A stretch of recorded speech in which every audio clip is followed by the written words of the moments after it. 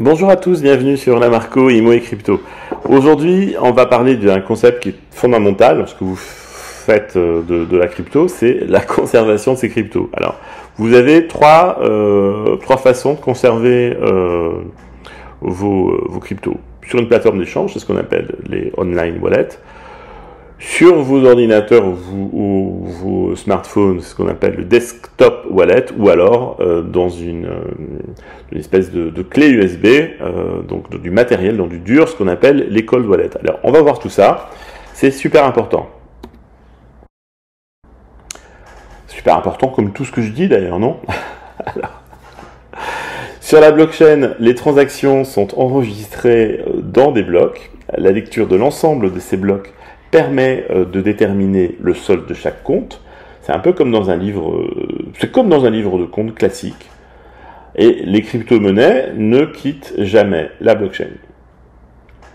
Les wallets permettent de réaliser des transactions en modifiant la blockchain lorsqu'on reçoit ou on envoie des cryptos.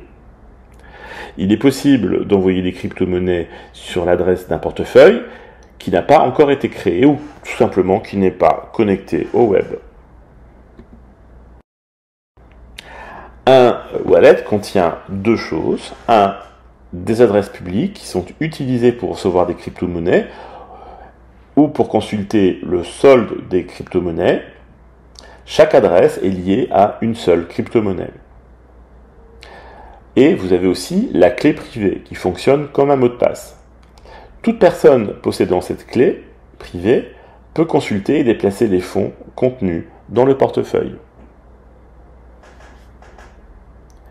Un wallet peut contenir plusieurs adresses publiques que le wallet va lier pour donner une vue d'ensemble des soldes des différentes adresses crypto. Donc, comme je le disais sur la première page de mon expo, il existe trois types de wallets qu'on appelle maintenant, enfin, en français portefeuille. Enfin, moi, je préfère utiliser le terme wallet. C'est le online wallet, portefeuille en ligne, le desktop wallet, portefeuille applicatif, ou le cold wallet.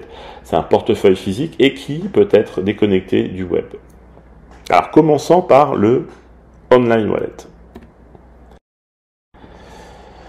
Alors, les online wallets sont les wallets les plus simples d'utilisation. Ils sont accessibles sur une plateforme d'échange, ça peut être Coinbase ou Binance, ou sur un client web comme MetaMask.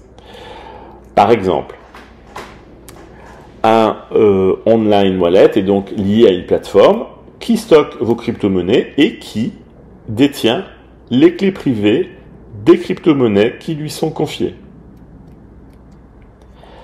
Ainsi, si la plateforme d'échange venait à fermer ou à se faire pirater ou tout simplement à décider de bloquer les retraits, les détenteurs de fonds auront du mal à récupérer leurs actifs.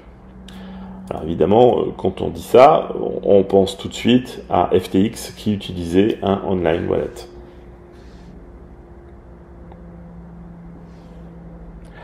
De plus, dans cette plateforme, les frais de transfert sont assez élevés et ils ont des plafonds de retrait qui sont assez contraignants. Donc on n'est pas dans de la DeFi là. Hein. Donc si vous avez suivi mes vidéos précédentes, c'est pas ça la DeFi. Alors vous avez ensuite les desktop wallets, c'est un petit peu mieux. Donc le desktop wallet permet de stocker la clé privée en local dans un ordinateur ou un smartphone. Le détenteur des crypto-monnaies est ainsi propriétaire de ses actifs. Ce wallet fonctionne via une application qui stocke les clés privées. Ces dernières peuvent être dérobées en cas de piratage ou de vol de l'ordinateur ou de votre smartphone. Elles sont perdues en cas de perte ou de corruption de leur support de stockage. Enfin, vous avez le cold wallet.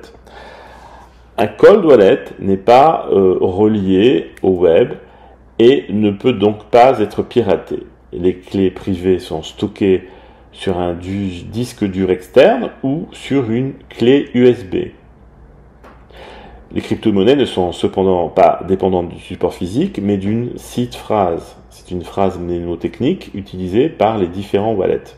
Ainsi, même si le cold wallet est perdu ou volé, il est possible de récupérer les crypto-monnaies. Pour ça, il suffit d'importer la seed phrase sur un autre appareil. Les hardware wallets les plus connus sont Ledger et Trezor.